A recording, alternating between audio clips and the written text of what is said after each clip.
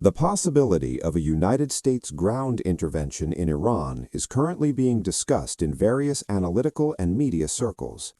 While such a scenario may appear unlikely at first glance, recent developments suggest a notable escalation in military considerations. Over the past month, the situation has evolved into a complex and highly volatile conflict environment. Recent reports indicate a shift in narrative, moving from potential de-escalation toward preparations for expanded military operations. According to available information, the Pentagon is evaluating scenarios involving several weeks of ground operations. If approved, this would represent a significant escalation compared to the initial phase of the conflict. Such a development could increase operational risks for U.S. forces beyond those observed during the first 4 weeks. This escalation has already had measurable effects on global markets, including a rise in Brent crude prices above $100 per barrel. Current troop deployments are estimated to exceed 50,000 personnel in the region. There are indications that these forces could be utilized for extended operations lasting several weeks. From an economic perspective, this scenario would likely introduce additional instability into global markets. However, it is important to clarify that this does not resemble a full-scale invasion similar to Iraq. A large-scale invasion would require significantly higher troop numbers, likely several 100,000. Instead, current assessments suggest the possibility of limited incursions involving specialized units. These operations would likely include coordinated efforts between special forces and infantry units. Despite being limited in scope, such actions would still carry substantial operational risks. Air superiority does not eliminate the challenges associated with ground engagement. Troops would face threats including drones, missile systems, ground fire, and improvised explosive devices. These risks could significantly increase casualty figures compared to the current levels. At present, reported U.S. casualties remain relatively low, with 13 fatalities and just over 300 wounded. However, a ground deployment would likely alter this dynamic considerably. Visual and political consequences could also intensify as the nature of the conflict changes. Iran's continued investment in drone technology represents a key tactical challenge. This factor alone has led some analysts to question the strategic viability of further escalation. Recent troop movements indicate continued military buildup in the region. Additional deployments, including thousands of troops, have already been reported. At the same time, discussions within the Pentagon include the possibility of sending up to 10,000 more troops. This raises questions about whether these actions represent genuine preparation or strategic signaling.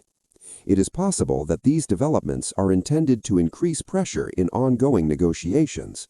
However, given the unpredictability of decision-making processes, multiple scenarios remain plausible. If escalation proceeds, the objectives of such operations would become a critical factor. Military analysts have outlined several potential strategies currently under consideration. Any ground intervention would likely extend existing disruptions in maritime trade routes. This could further impact global energy markets, potentially driving prices significantly higher. Some projections suggest that oil prices could reach $200 per barrel under prolonged conflict conditions. Such an outcome would likely trigger broader economic consequences at the international level. One of the primary strategic targets under discussion is Kharg Island. This location plays a central role in Iran's oil export infrastructure. Approximately 90% of Iran's crude oil exports pass through this terminal under normal conditions. Additionally, the island serves as a major storage hub with capacity of around 30 million barrels. Current estimates suggest approximately 18 million barrels may be stored there. This represents a significant economic asset for the Iranian regime. Control over such a facility could provide substantial leverage in negotiations. It could also function as a form of economic pressure without requiring full territorial occupation. An alternative approach would involve establishing a naval blockade around the island.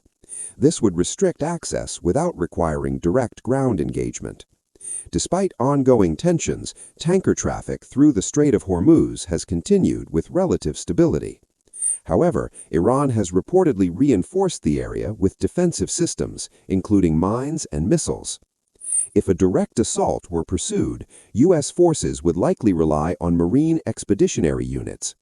These units are designed for rapid deployment and combined operations. Each unit typically includes infantry, aviation, and logistical components.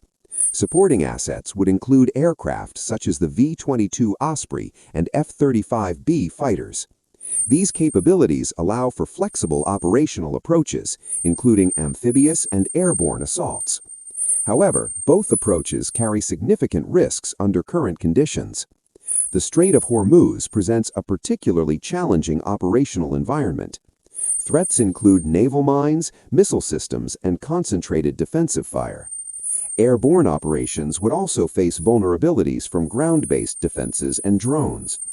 Speed and coordination would be critical to mission success.